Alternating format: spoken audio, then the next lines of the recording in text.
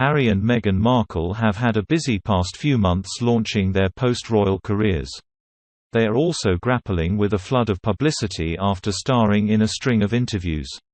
In each, they spoke candidly of their time with the firm, several times accusing the family of things like failing to help Meghan with her mental health struggles and racism against their newborn, Archie. These allegations came during their talk with U.S. star Oprah Winfrey, who is known to be a close friend of the couple. The timing of the interview, and the others that followed, could not have been worse. A month after the interview aired, Harry's grandfather, Prince Philip, sadly passed away. Throwing his schedule upside down, Harry made arrangements to fly to the UK to attend the funeral that took place on April 17. Despite having made the journey in the face of a number of coronavirus restrictions, many have remained highly critical of the royals' handling of the death, particularly in the US, where some commentators were enraged. Maureen Callahan, writing in the New York Post, condemned Harry after she claimed he had not privately visited the Queen during the time of mourning.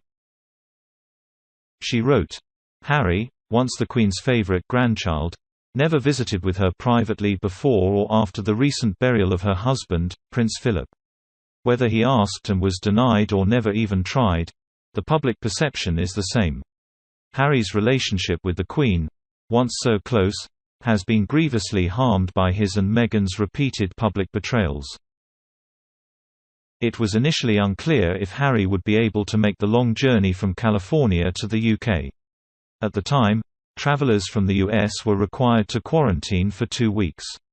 With Philip's death on April 7 and his funeral just 10 days later, on normal grounds Harry would have been unable to make the funeral. However, due to a caveat in the law, he was able to leave quarantine for a short period of time to see his grandfather off.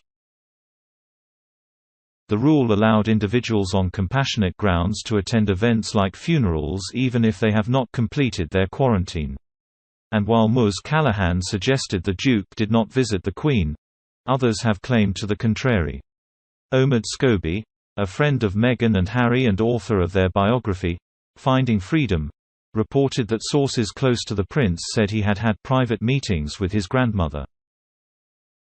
Mr. Scobie, who is also the royal editor for Harper's Bazaar, quoted a source who said the trip broke the ice for future conversations.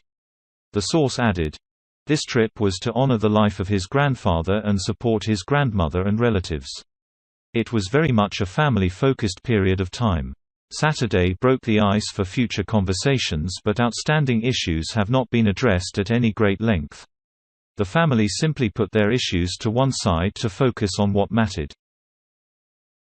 However, it is unclear to what extent the breaking of the ice lasted after Harry appeared in an episode of the podcast, Armchair Expert, not a month later.